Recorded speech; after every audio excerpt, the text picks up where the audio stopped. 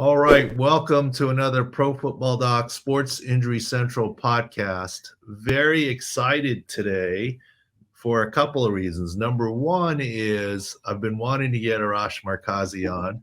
Met him through different Super Bowls. Think his content and stuff is very unique, and we love unique guys, independents, and innovators, and that's what Arash Markazi is. And I actually think this is the first time we've done a podcast from someone in Hawaii. So that's actually another first. And so I'm jealous. We didn't have it in the budget or me the time for me to fly out there to do it in person, but that would have been my preference. Welcome to the show. Thanks for having me. What a pleasure. I think your business model is brilliant. Um, live in Southern California. I live in San Diego. Live in Southern California and create a business model where you have Hawaii and Las Vegas to cover. That's a pretty good thing.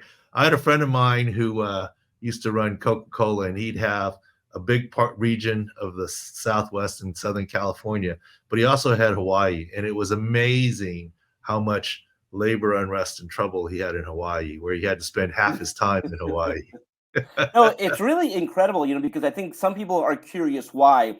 And it's the regional footprint of a lot of sports teams. And again, I'll give you an example. I checked into the hotel here, turned on the TV. You have Spectrum Sportsnet, you got Valley Sports West. So again, if the Lakers are playing, if the Dodgers are playing, they are on in Hawaii and in Las Vegas. So that footprint is obviously a great place to live, a great place to travel. So if you can make your work, as something that you love, something that you're passionate about, and in locations that you want to be in, it's the best of all worlds. So yes, I'm in Hawaii now, split time between Southern California and Las Vegas. So it's really a fun time. That's pretty ideal. I'm jealous, like I said. I got to figure out that model, but I got too many kids in school. Although they're summertime now, etc. So your footprint here. Let's talk about it. What we have in common, besides living here, is let's talk about the Chargers. Yeah. Okay. What do you think about the whole Charger situation and the Jim Harbaugh hire, etc.? I was so happy when this thing finally happened because I covered Jim during the run towards the national championship at the Rose Bowl, and I went to the college football playoff championship game. And so I got to really, for the first time, cover him pretty extensively in terms of going to those practices and talking to him at the press conferences. And what he does is he changes the culture.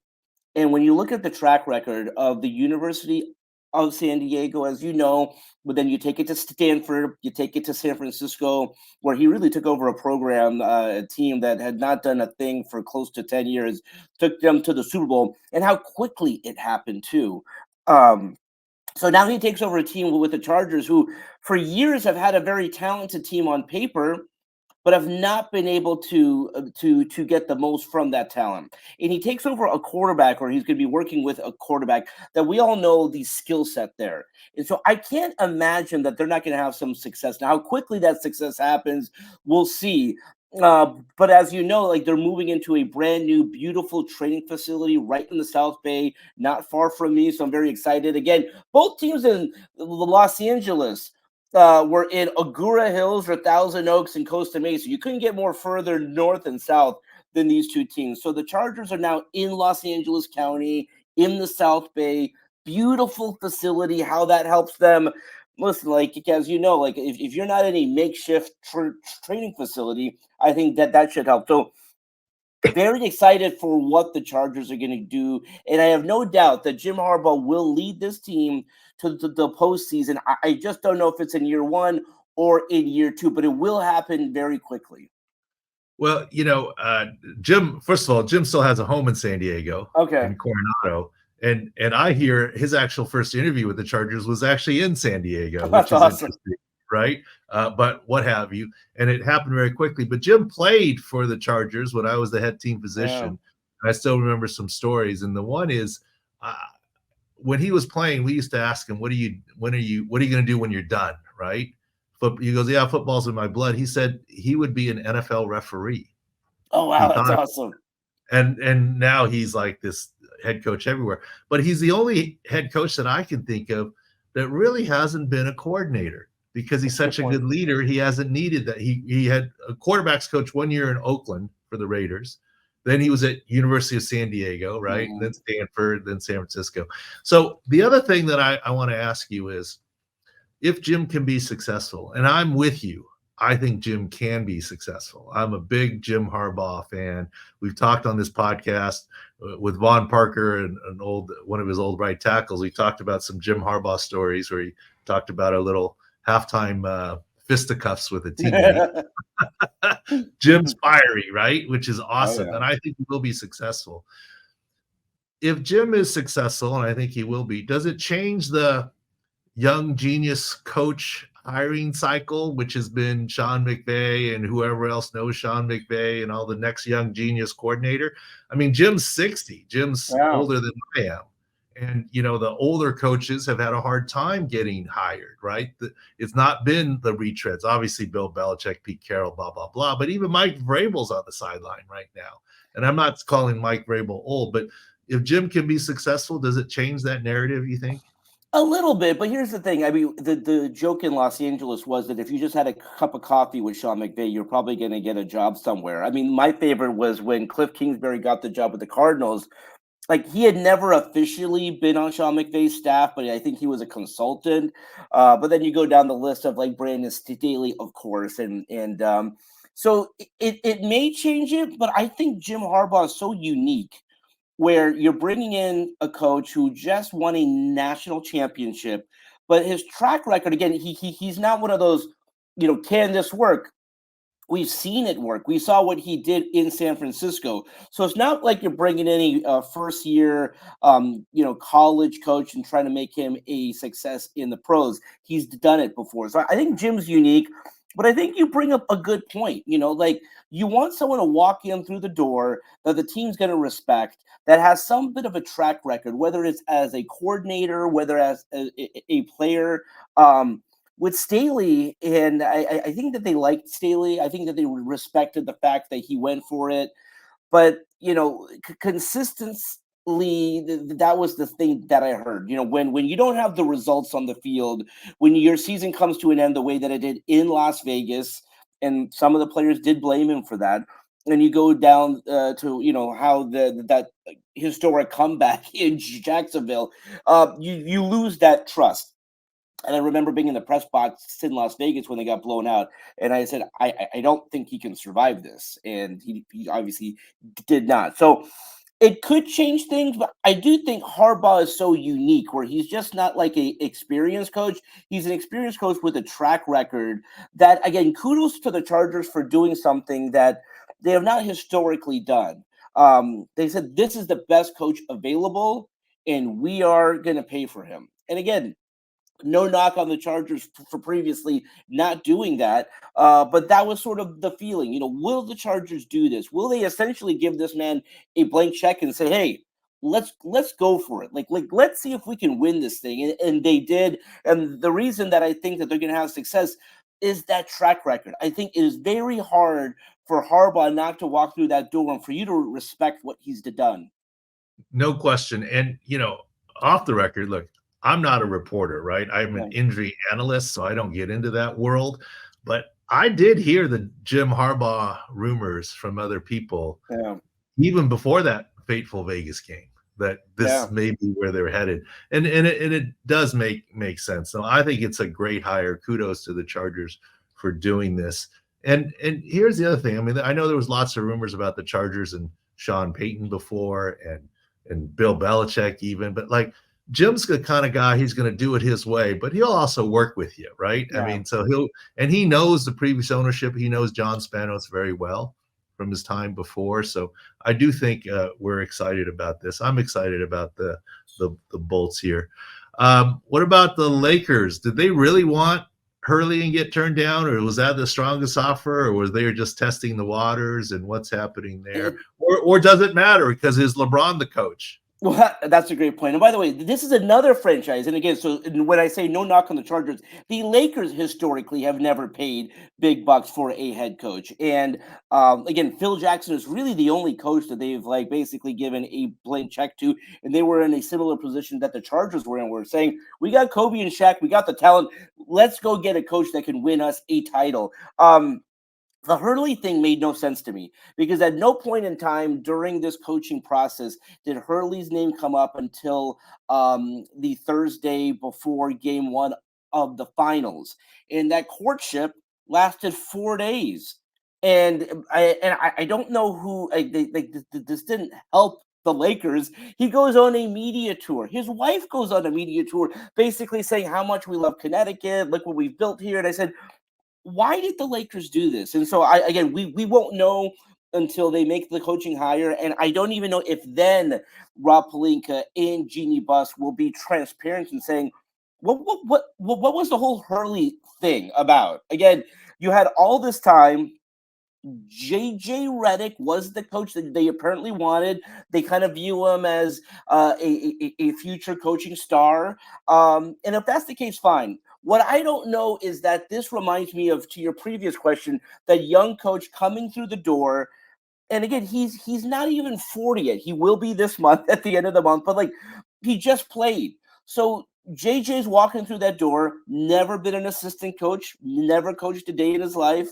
Like, will he have the respect of the team? And again, by the way, has also never won a title before. Like at least if he had won a title, like as a player, like okay, like I've been there before. I don't know how he coaches LeBron. They're peers. They do that podcast together, which I think is great. But the Hurley question is so fascinating to me because I did not believe Hurley would leave. This was a little bit like Coach K 20 years ago, where Phil leaves, they go after Coach K. I believe that was genuine. The Hurley thing made no sense. So JJ Redick, I think at some point will get the job, but that's another unique situation where you have a first-year head coach walking into a situation which you were joking, but I think you're right. LeBron is the quasi-head coach of this team. And then why not just make him that? Like, I know it would be weird, but we've seen it before in league history. Maybe for a year or two, make LeBron the player coach because that's essentially what he will be. And a little bit GM, because is there any Oh, doubt his yeah. son is going to be on the Lakers? No doubt about that. I mean, I was talking to someone about that. I mean, they are denying workouts with teams around the league, which is crazy to me. I went to USC, I covered USC, so I've seen his entire career. First of all, thank God that he's alive and well, and you can speak to this more than I can. So at that point, I was just happy that he was here. And then listen, he was not as bad as these stats say. Again, he's not a scorer. He's more of a role player, more of a glue guy, more of a defensive guy. So no problem there. But he would be a player that, quite frankly, if he was not LeBron James' son, would not be in the draft. There would be no reason why he should be in the draft this year. So the fact that he's denying workouts is essentially their way of saying, we want to play for the Lakers. Now, the question at that point is, do they use the first round pick on him? Do they use the second round pick on him? Do they just sign him once the draft is done? I think he will get drafted. Would rather the Lakers obviously not use a first round pick on him, maybe their last pick in the second round. But no, like that's GM LeBron. He's going to play with his son. Why wouldn't a team draft Bronny? It's a good question. Yeah, I mean, they could wait for the trade. Well, and you saw that first happen in a more high-profile way with the Chargers, where Eli didn't want to go to San Diego. With Bronny, there's not a big upside because unless you think you have a chance to sign LeBron James, you're drafting a player that, quite frankly, should not be in the draft. So you're drafting him to wait for the trade offer, right? Exactly. So it's not a bad suggestion. I would not recommend a team do that in the first round. But the thing is, this is a very weak class, just on paper, and it could prove to be wrong. So if you're going to he wouldn't go in the top 15 picks. But if you're going to swing and say, hey, let's just draft Bronny and let's wait for the call from the Los Angeles Lakers. Like if you really want him, maybe trade us a future first round pick.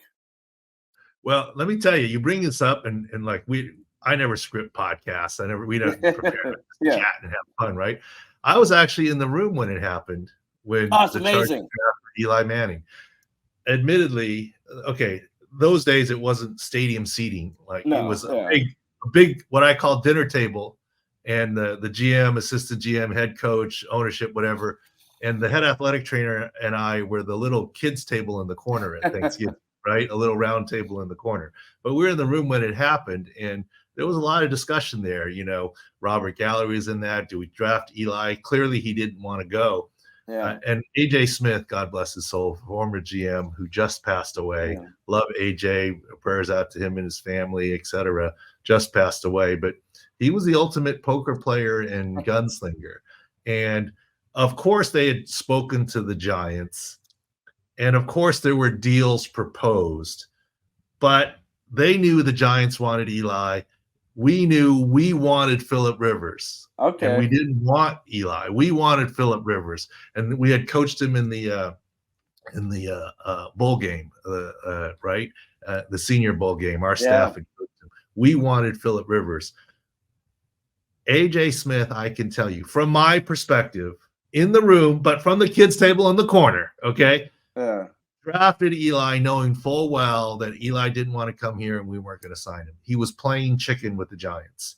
And my evidence is when the Giants picked Phillip Rivers, there was a cheer in the room at the adult table, and then our phone immediately rang. Basically, let's do the deal that we talked about. The Giants, from my perspective, might have blinked or played the game all the way to the end. So yeah, I mean, it's been done. At least that's my kids table perspective in the room there. I love it. Let's talk a little bit of baseball. My Padres are all banged up, but now the Wow. Dodgers are all banged up. The Padres are banged up. Manny's still not right with his hamstring, not playing well. Obviously Musgrove and Darvish and Profar was out a little bit, and obviously our Bogarts is out. But now the Dodgers, Mookie Betts breaks his hand. I think this is a big deal, Mookie Betts breaking his hand, not only because he's Mookie Betts, but the good news is no surgery. The bad news is bottom hand, power hand, and where he was hit, your grip is mostly your fourth and fifth fingers, not and the fractures at the base of the fourth and fifth. Power hand. He's going to be out a little while here, but even longer. Yamamoto, triceps soreness, and by the way, the triceps is not part of the rotator cuff, all of a sudden becomes rotator cuff strain. And as you know, strain is a partial tear. I mean, he's 60 days at least. The good news is Betts beats him back, but not by that much. The Dodgers, are they in trouble now? Do they need to trade, or they've got a big lead in the division and they just ride it out? By the way, so this is great because that would have been my question to you. So now I got a little bit of perspective there. The Dodgers, the example that they like is last year Corey Seager breaks his hand around the same time, comes back late September, goes on an absolute tear. Again, the Texas wins the World Series. He's World Series most valuable player. I mean, that's how they're hoping things works out with Betts. With Yamamoto, definitely concerned there. But both of these guys, I mean, if the Dodgers are to win a World Series, both of these players will have to be a big part of that. Even prior to this, though, they've been a 500 team for the past month, so they've been struggling. And now, over the next 2 months, they got to figure things out. Good news for them, I guess, two things. Number one, they got some time here. So, we're not talking in September. If this was September, probably no chance to win the World Series. They have time, and this is before the trade deadline. And this is a team that is always open for business, and they got great prospects. So I would fully expect them to make a move. On the pitching front, at least Clayton Kershaw will come back. They have players who will come back. But, yeah, I mean, Betts is that's the big concern. When that happened, I think that there was sort of this feeling of, okay, how long is he going to be out for? Will it require surgery? The fact that it won't, I think, is good news. But to your point, where he broke his hand, I think that's the concern there. So the talent's there for the Dodgers, as you know, and as Padre fans know. And I was in San Diego when they lost the division series. The last 2 years, they have lost in the division series to a team that they finished 10 games or more in front of in the division. So as good as this season is, there is no Dodgers fan that cares if this team wins 100 games and wins the division. It is all about what happens in October. Yeah, and between the two injuries, Yamamoto and Mookie Betts will be back this season. Yeah. It's a matter of when. I don't think it's going to be in 4 weeks. The question is, can he stay off of 60-day IL? Right? I mean, or do the Dodgers carry him because he might be back at 40 or 50 days, because he's that big of a piece of their puzzle. Yamamoto's the bigger question. Never like rotator cuff injuries in pitchers.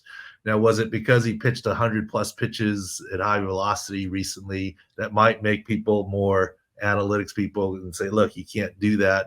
But rotator cuff and a pitcher, no bueno. Like, I'll bet money that Betts is back this season and back before Yamamoto.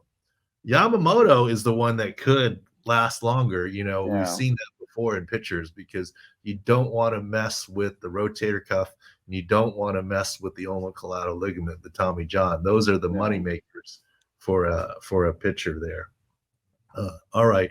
So I know you follow everything, and that's one of the things that I love about you. It's not just pure sports, and you have this great business model in this great region. I'll let you tell everyone about it, but give me I saw your tweets on Stephen A. Smith.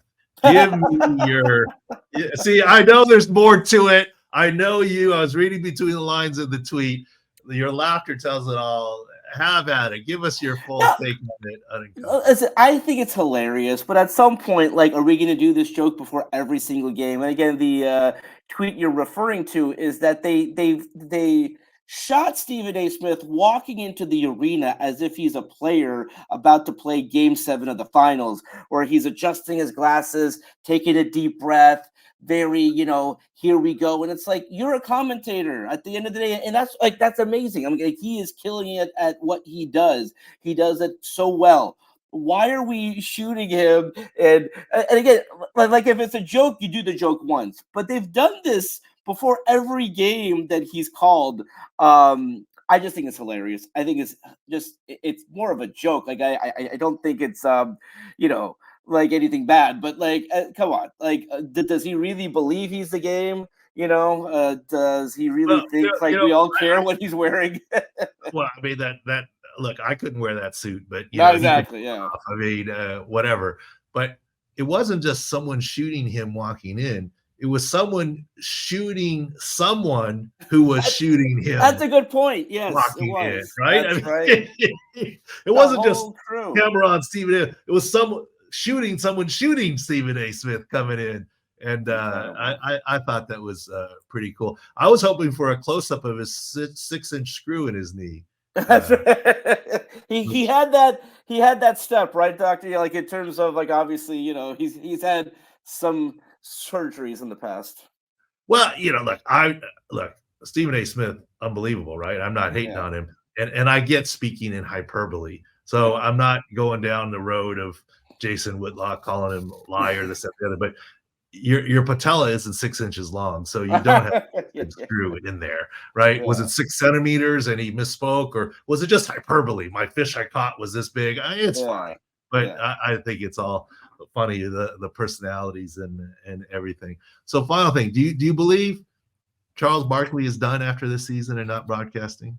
I don't think so. Listen, what he does in that space, no one can do what he does in terms of essentially put a microphone in front of Chuck and people will listen. So whether it's for Turner, whether it's for someone else, he's saying this now, but again, he's got one more year left on the Turner deal. The games will be back on Turner next season. I think that's the end of their run, sadly, but listen, there will be a network out there. I mean, look at what Pat McAfee is making. Look at what some of these other guys are making. Stephen A. Smith, our good friend, when his contract is up, look at that number. Chuck is going to get a number in that ballpark to essentially give us his opinion. So I don't foresee a scenario where a year from now, when he's available to work at either NBC or somewhere else, that he's not going to take that. Again, whether it's once a week, like every other day, they're going to make it convenient for him to do what he does best. And so again, he announced his retirement effective next year. I don't think he's retiring. Well, I really appreciate it. I admire what you're doing. And like I said, independents and innovators, and you are definitely that. Thanks for coming on. Enjoy the work in Hawaii. We'll come back after a quick break to the rest of the usual Pro Football Doc Sports Injury Central podcast. All right, welcome back to part 2 of the Pro Football Doc Sports Injury Central podcast. Thanks for Arash Markazi for coming on from Hawaii there. He's such a nice guy. I've always liked him. He's doing a lot of good things there. And I find it ironic that he's in Hawaii and we had some technical difficulties and I couldn't use the headphones. But you and I are now in the same room and we have headphones on. Yes. I don't know what you're trying to do there. I'm not doing good at my job, I think, is the key part, maybe. The bottom line is we're now on headphones, but we're in the same room, I'm in the same spot where we just had Arash on. Anyways, what else we got out there in the world there? I actually watched some golf, Bryson DeChambeau at the end there. How do you feel about that? So Rory, again, kind of collapsing a little bit. You got to feel for him. I don't know. I'm for max chaos. So here's a live golfer winning it, and I'm for max chaos. And it was good. It was interesting. Let me tell you though, as I was watching it, and I don't dislike Rory, but I was like, he's gonna miss this putt. I mean, he punched at it. Yeah. I mean, but I get the pressure, man. It's a lot of pressure. I don't know. There's a number like last 150 plus putts he's hit, and the ones he's missed. Within 3 feet, he had 496. Yeah, it was something insane. Yeah. But he missed that one. I mean, that seems amazing that you would hit that many like that. And in that moment, miss it. But it's a lot of pressure. Anyways. So obviously, I didn't see what Tiger did. Tiger was like a +4 or 5 in the first couple of days. I think he may have missed the cut. Yeah, he wasn't even close. Yeah. Follow it. But good Father's Day. How about yourself? I had a good one. I just my little one was off in a different state up in San Jose, so it was a Father's Day to myself in a way. Different state. Different city. Excuse me. Yes, San Jose, California. Yes, my fault. Okay. Yes, right up north. Just to dive in, Doc, obviously football a little slow. There's a little stuff obviously with Richardson with his soreness, and we are obviously catching up on different teams and their injuries. Baseball is obviously in full swing. You talked about the Dodgers injuries. Those are going to be key. Do you remember the stuff we talked about with Fezzik, and he brought up on the Ross Tucker podcast about like ways to attack that? What a good thing would be to maybe go under on the Dodgers win total with all the stuff that might not get better until later, right? Yeah, I don't know what the totals are, but certainly Mookie's going to be out for 6 weeks, at least power hand, and we talked about Yamamoto, at least that or longer. So we'll see about that. I mean, I'm not the betting markets guy, but of course there's downstream stuff. But everyone was celebrating the Padres after the Oakland A's sweep. And they still have fundamental issues, man. He's not healthy. No Bogarts. Musgrove, Darvish, Profar came back, but hey, I mean, he's not the same. Yeah, I mean, it's patchwork team. Yeah, that's a lot right now in terms of injuries there. There's Braves are dealing with issues, obviously, with Acuna. Their other outfielder, Michael Harris, the second, has a hamstring. He's a big speed guy, so obviously he's already on IL already. That's going to be an issue. Remember we talked about NL MVP, and it was Ohtani and Betts, and I was like, they're going to split the vote. That was before the season. That was when we were talking about Acuna and his meniscus issue. Yeah. We were fading Acuna and his meniscus issue, fading Ohtani and Betts because they're going to steal votes from each other. Right. Now, Betts is out, but Freeman's climbing. So Freeman may be you got Ohtani at +180 at FanDuel, I believe. And Tatis has not had the best year so far, but he's surging a little bit now. Tatis we liked, and Bryce Harper. Bryce Harper is number 2 now on the second year off the UCL injury he had. Yeah, and I think he should be fine there. So we'll see what happens. One of the markets we also talked about that was shifted was the Cy Young in the AL. Garrett Cole is now in his second. He just had his second rehab start. You would expect him probably to be back after the All-Star break, right? He's just continuing his ramp up. Big tournament right now, Doc, is the Euros. Big one. I remember calling you about this years in the past when Christian Eriksen had his heart issue on the field. He did score in his first game back in the Euros, which is huge. I remember when that happened, and it was great. You know, the AD saving his life, and everyone's like, he's done. I remember saying, he's not necessarily done. Depends on the reason for the arrhythmia. And people were saying, well, if he has a pacemaker, he's disallowed. He's disallowed from that Italian league. Yes, he had to move to a different club because of that issue. Right, yes, but he's not disallowed from all of soccer. We've had players before play, and it's good to see that he's healthy back and scored. I mean, that was obviously super scary. And we touched on with Arash Bronny a little bit about his heart issue and collapse. So good on the medical professionals that were there to save him. And look at them; they're all back playing, which is pretty cool. Do you think like anytime like a heart thing comes up, there's always that push that like he needs to be thinking about himself first and not his career, right? So there's always like. I would argue that should always be the push. Yeah. Think about yourself and what you want. You know, whether you're a football player and wear and tear or whatever. I mean, heart issues, of course. I mean, that's where I said all along on our guy DeMar Hamlin that I believed he would be able to return to play, but is it in his best interest, mentally, otherwise, physically? And look, I don't know. I mean, he was a starter when he was injured, but that was a little bit due to roster. He didn't play much last year. No. Special teams tackle, that's it. Does he even make the Bills this year? It's a question.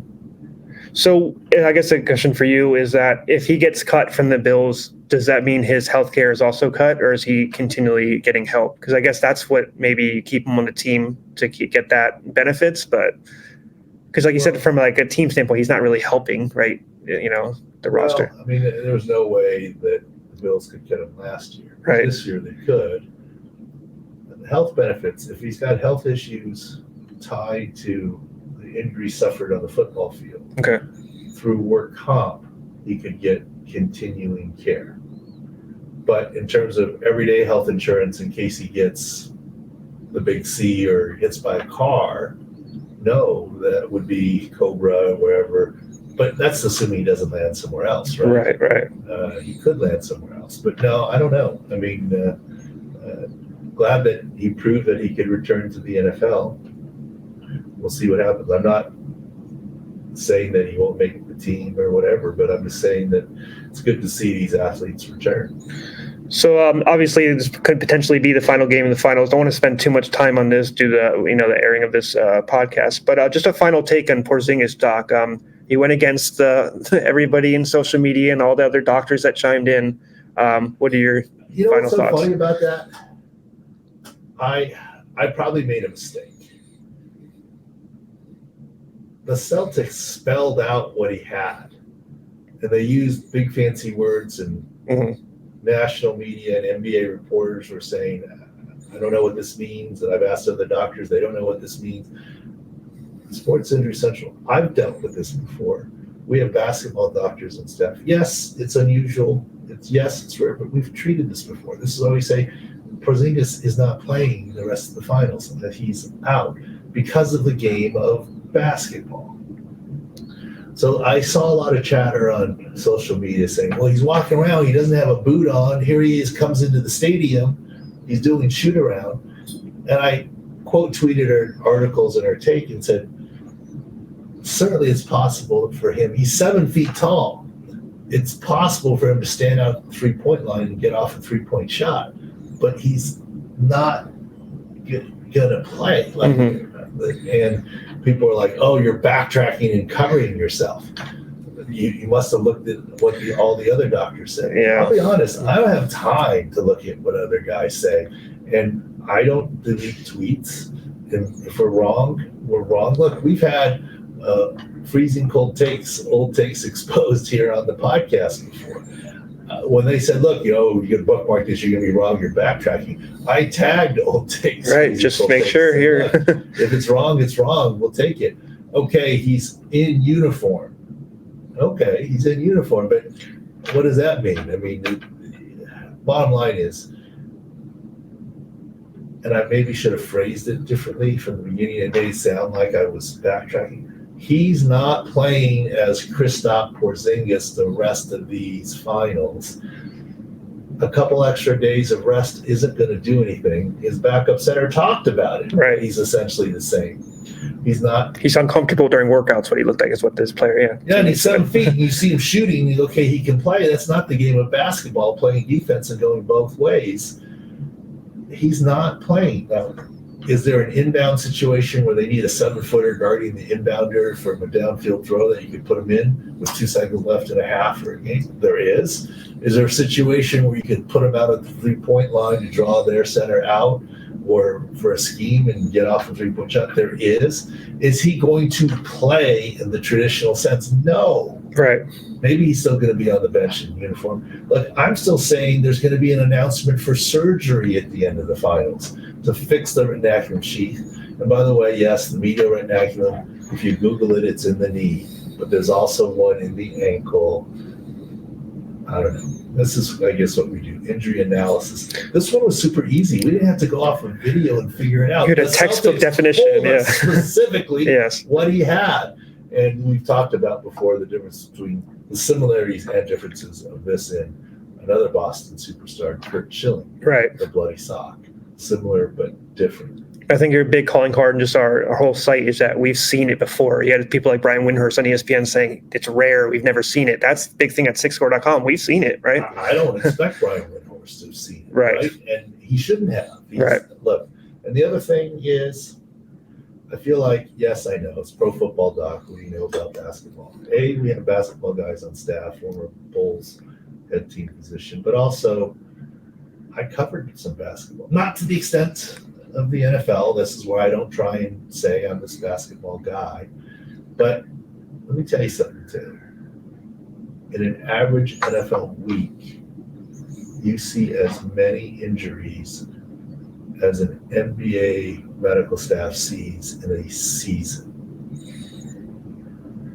That's in huge. 1 week, you see as many as the average guy sees in a season. Football is just more players, collision sport, more. Yeah, it's rare. I don't have an NBA example of a posterior tib tendon dislocation, right. But I have other sports, including NFL examples, and you can extrapolate back to basketball in terms of what it is. So I think that's some of the thing. And we talked about it last week that people are surprised that NBA team doctors don't travel right. until the playoffs. Mm-hmm. Regular season. NFL, you travel 3 doctors to every game. Mm-hmm. It's just a fundamental difference there. So yeah, that's big. Obviously, final could be the final game. But thank you for Porzingis. Big personality on Twitter that needed your take on his injury. I don't know that he needed it. You gave him a good take. McAfee dealt with he's got like hip injury. Doc, you could tell a little more. They have a big little amateur soccer tournament. A lot of former players. JJ Watt's in it. A couple players. Yeah.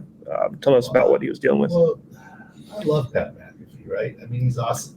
I think he loves us too. Right? There's some mutual. Yeah, absolutely there. I hope so. I mean, he's been on it a couple times. Whatever. Right. I know he anytime like McAfee says something and my text messages and Twitter lights up because we go, oh, McAfee, because he's got such reach.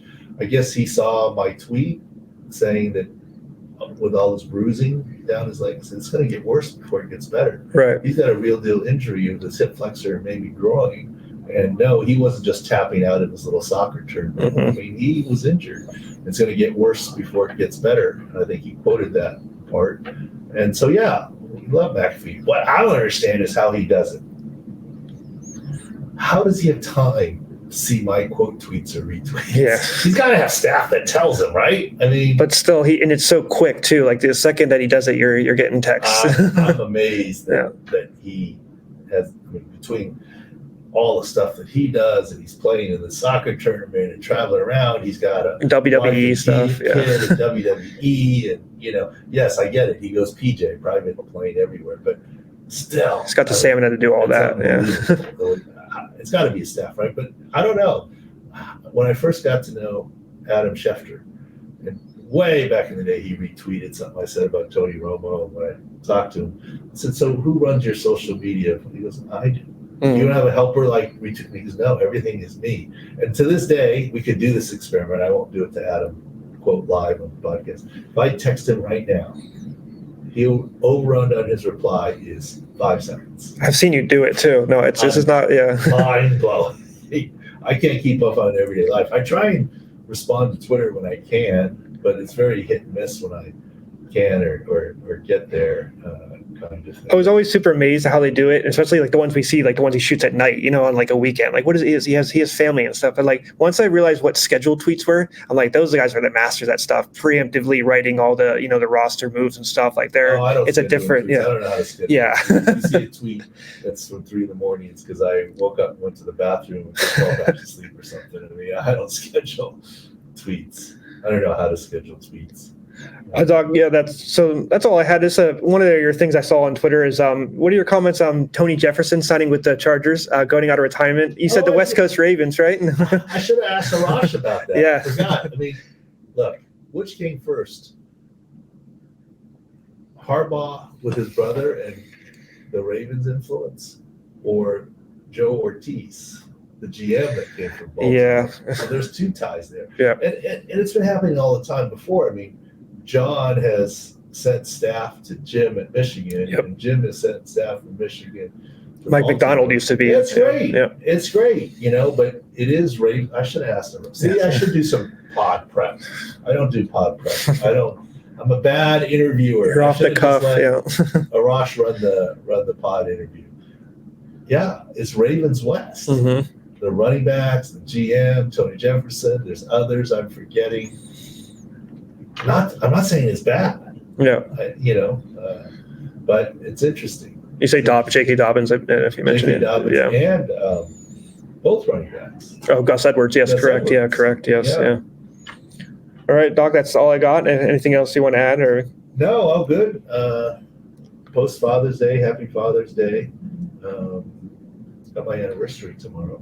There you go. Which reminded me. You have it on record, yeah? No. Oh. My tradition. John Spanos and John and Jody got married on the same day by accident. And so we have a tradition of texting each other. So I got to text John. There you go. Reminder. Yes, I would say you're his little reminder too. Yes. Anyways, happy Father's Day to everyone from yesterday, etc. I had a nice one. And thanks for watching. Give us a nice little 5-star deal here and subscribe on YouTube or Apple or wherever you get the stuff. That's it for the Sports Injury Central